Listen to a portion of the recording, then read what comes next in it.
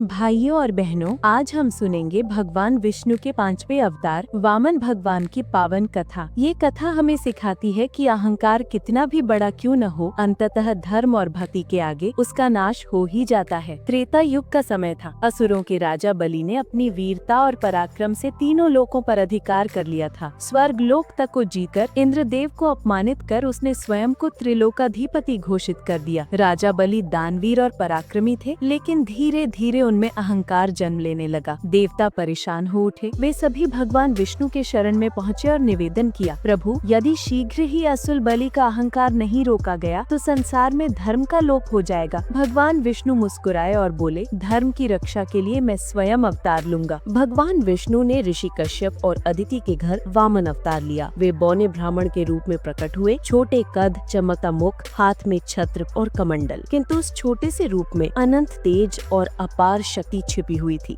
इधर राजा बलि महान यज्ञ का आयोजन कर रहे थे। वहाँ हजारों ऋषि मुनि और प्रजाजन उपस्थित थे। राजा बलि सबको दान दे रहे थे। कोई भी याचक खाली हाथ नहीं लौटता था। उसी समय वहाँ छोटे ब्राह्मण वामन देव पहुँचे। उनकी तेजस्विता देखकर सभी मुग्ध हो गए। राजा बलि ने प्रणाम करके पूछा, ब्रह्मचारी, आप क्या चाहते हैं? मैं आपको क्या दान दूं? वामन ने शांत स्वर में कहा, महाराज, मुझे केवल 3 पग भूमि चाहिए, बस उतना ही दान दीजिए। ये सुनकर सभा में सब हंस पड़े। उन्होंने कहा, इतना छोटा ब्राह्मण और मांग भी इतनी छोटी। लेकिन राजा बलि ने गंभीरता से कहा, ब्रह्मचारी, तुम्हें जितना चाहिए उतना मांगो, लेकिन 3 पग भूमि ही चाहिए तो वही सही। राजा बलि ने वचन दिया और जल से संकल्प किया। जैसे ही दान का संकल्प पूरा हुआ, छोटे से वामन अचानक विराट हो उठे। उनका शरीर आकाश को छूने लगा। चरणों से पाताल कांप उठा और मस्तक से स्वर्गलोक ढक गया। पहले पग में उन्होंने संपूर्ण पृथ्वी नाप ली, दूसरे पग में आकाश और स्वर्गलोक। अब तीसरे पग के लिए कोई स्थान शेष नहीं बचा।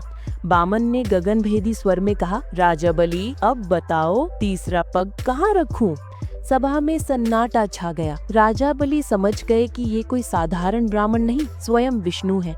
उन्होंने हाथ जोड़कर कहा, प्रभु, मेरा सब कुछ आपने ले लिया, अब तीसरा पग मेरे सिर पे रख दीजिए। वामन ने मुस्कुराकर अपना तीसरा पग राजा बलि के मस्तक पर रखा और इस प्रकार बलि का सारा अहंकार मिट गया। भगवान विष्णु उनकी भक्ति और दानशीलता से प्रसन्न हुए। उन्होंने बलि को पाताल लोक का राजा बना दिया और वचन दिया कि हर समय वे उनके द्वारपाल रहेंगे। इस प्रकार वामन अवतार ने संसार को सिखाया, दान का महत्व है, लेकिन यदि उसमें अहंकार आ जाए तो सब व्यर्थ हो जाता है। सच्चा बल त्याग और विनम्रता में ही है। भाइयों और बहनों, वामन जयंती पर हमें ये शिक्षा मिलती है कि हमें हमेशा धर्म और विनम्रता के मार्ग पर चलना चाहिए।